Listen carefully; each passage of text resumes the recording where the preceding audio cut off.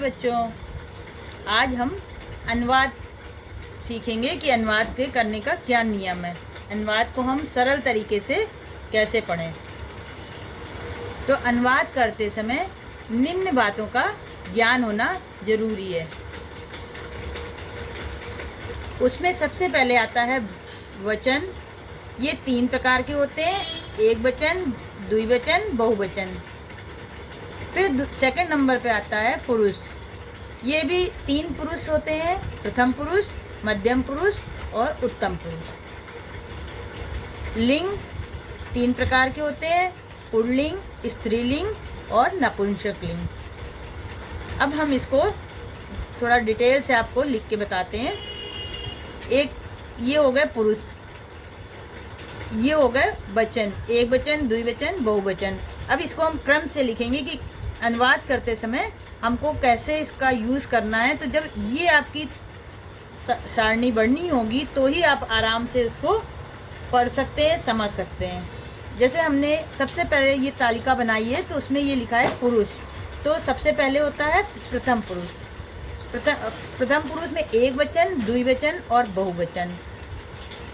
फिर मध्यम पुरुष होता है, उसमें भी एक वचन, द्विवचन, बहुवचन होते हैं। उत्तम पुरुष होता है, उसमें भी एक वचन, द्विवचन और बहुवचन होते हैं। ओके, अब हम देखेंगे कि प्रथम पुरुष में हम कैसे शब्दों का इस्तेमाल करते हैं। ये हैं हमारे सह। सह माने होता है वह। एक सह होता है वह लड़कों के लिए पुल्लिंग में, और एक सा होता है जिसमें बड़े आ की मात्रा लगती है। ये सा में विसर्ग लगता है जो पुल्लिंग के लिए यूज़ करते हैं।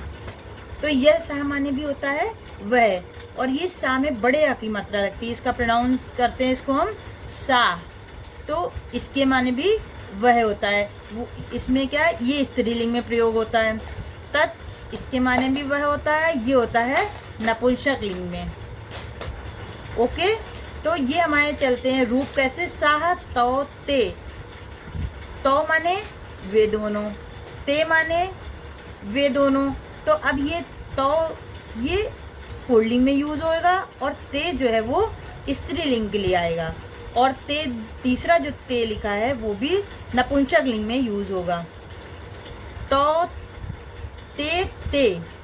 तौ माने वे दोनों, ते माने वे दोनों और ते माने भी वे दोनों। तो एक हो गया पुल्लिंग, स्त्रीलिंग और नपुंसक लिंग। अब देखते हैं बहुवचन। इसमें पुल्लिंग के लिए यूज होता है ते, वे सब। जब हम होगा कि वे सब तो हम ते का इस्तेमाल करेंगे। जब स्त्रीलिंग में होगा वे सब तो हम ता का इस्तेमाल करेंगे। और जब नपुंसक लिंग में होगा वे सब तो हम तानी का इस्तेमाल करेंगे। ओके, नहीं समझ में आया हो फिर से हम समझा रहे हैं, उसको फिर से आप देखो। जब होगा कि वह पुल्लिंग में इस्तेमाल। अब जैसे हमने लिया, जैसे आया शब्द वह, तो वह जाता है। तो वह जाता से क्या समझ में आ रहा है कि ये पुल्लिंग का इस्तेमाल हो रहा है यहाँ वह। तो वहाँ पे सहा लगाएंगे कि जब पुल्लिंग का इस्तेमाल हो रहा है तो वहाँ सहा लगा। और जब वह जाती है तो इससे क्या बोध हो रहा है हमको कि ये स्त्रीलिंग के लिए। तो वहाँ पे हम क्या लगाएंगे, वह में संस्कृत सा। ओके, जब होगा वह आम है तो इससे क्या बोध हो रहा है कि नपुंसक लिंग का बोध हो रहा है कि वह जो है वो तत् का उसमें प्रयोग करेंगे हम। अब आया वे दोनों जाते हैं तो इससे क्या बोध हो रहा है हमको कि यहाँ पे पुल्लिंग का इस्तेमाल होना है। तो वो हम वहाँ पे वे दोनों की संस्कृत क्या लगाएंगे, तो। वे दोनों जाती हैं तो यहाँ पे क्या बोध हो रहा है हमको कि वो स्त्रीलिंग है। तो वहाँ पे हम ते लगाएंगे। वे दोनों आम हैं तो वहाँ पे क्या बोध हो रहा है, नपुंसक लिंग का। तो वहाँ पे हम वे दोनों की संस्कृत क्या लगाएंगे, ते। बहुवचन में वे सब छात्र हैं तो वहाँ पे क्या बोध हो रहा, वो पुल्लिंग है। तो वहाँ पे हम संस्कृत लगाएंगे ते। वे छात्राएं हैं तो वहाँ पे क्या संस्कृत लगाएंगे? ता। वे सब फल हैं, तो हम संस्कृत लगाएंगे तानी। ओके। अब आपको अगर नहीं क्लियर हो रहा है तो आप कमेंट्स बॉक्स में कमेंट्स कर सकते हैं, उसमें आपको हम जानकारी दे देंगे। अब देखते हैं मध्यम पुरुष। इसमें मध्यम पुरुष, इसमें रूप चलते हैं त्वम, युवाम, यूयम। अब इसमें तुम जाते हो, इसमें ना तो स्त्रीलिंग का है ना पुल्लिंग का होता है और ना ही नपुंसकलिंग। तुम, युवाम, यूयम, तुम दोनों, तुम सब। तो अगर यहाँ पे होगा कि तुम जाते हो तो भी तुम लगेगा, तुम जाती हो तो भी तुम ही प्रयोग करेंगे। तुम दोनों जाती हो तो भी युवाम, तुम दोनों जाते हो तो भी युवाम का ही प्रयोग करेंगे। तुम सब जाते हो यूयम, और तुम सब जाती हो यूयम का ही प्रयोग किया जाएगा। उत्तम पुरुष अहम, आवाम, वयम। हम दोनों, हम सब। इसमें क्या होगा? मैं भी लिख सकते हैं और हम भी कह सकते हैं। मैं जाता हूँ, अहम गच्छामि, और हम जाते हैं तो भी अहम गच्छामि ही होगा। हम दोनों जाते हैं, आवाम गच्छावा। हम दोनों जाती हैं तब भी आवाम गच्छावा ही होगा। हम सब जाते हैं, वयम गच्छामः। हम सब जाती हैं तब भी वयम गच्छामा ही होगा। इसमें स्त्रीलिंग और पुल्लिंग का कोई भी अंतर नहीं है। ओके। अब आपको जो ना समझ में आया हो तो कमेंट्स बॉक्स में डालिएगा। ओके।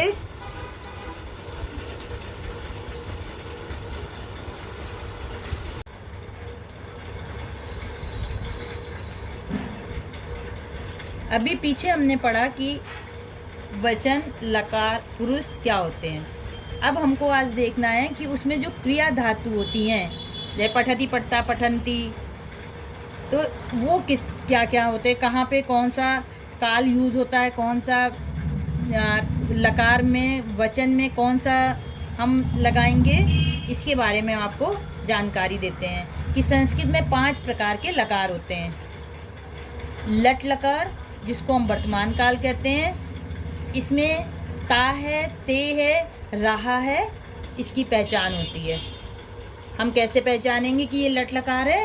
कि उसमें ता है, ते है और रहा है लगा होगा। जैसे वह जाता है, वह जाते हैं, वह जा रहा है, तो ये वर्तमान, इससे बोध हो रहा है कि ये वर्तमान है, जो काम हो रहा है वर्तमान काल में हो रहा है, तो वहाँ पे हम लट लकार का प्रयोग करेंगे। लंग लकार, इससे बोध क्या हो रहा है कि ये भूतकाल है। भूत मतलब जो कि हो चुका है, तो उसमें क्या होगा? वाक्य के अंत में, सेंटेंस के अंत में क्या होगा? था है, थी, थे हैं लगा होगा। जा रहे थे, जा रहे हैं, ये रहे हैं। लंग लकार, भूतकाल, तो इससे क्या आपको बोध हो रहा है कि ये पास्ट है। था है, थी है, इसकी पहचान होती है कि इसके सेंटेंस में था है, थी है लगा होता है। जा रहा था, जा रहे थे, जा रही थी, तो वहाँ पे हम कौन सा लकार यूज़ करेंगे? लंग लकार। तीसरा आता है लिट लकार, भविष्यकाल के आगे क्या होगा। अब उसमें क्या होता है? सेंटेंस में गा है, गिए, गे है लगा होता है।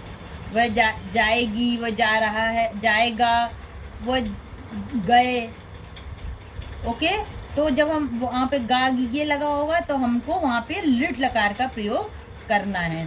लोट लकार आज्ञावाचक, लाओ, करो, जाओ, इससे आपको पहचान होगी कि ये लोट लकार का यहाँ पर हमको प्रयोग करना है।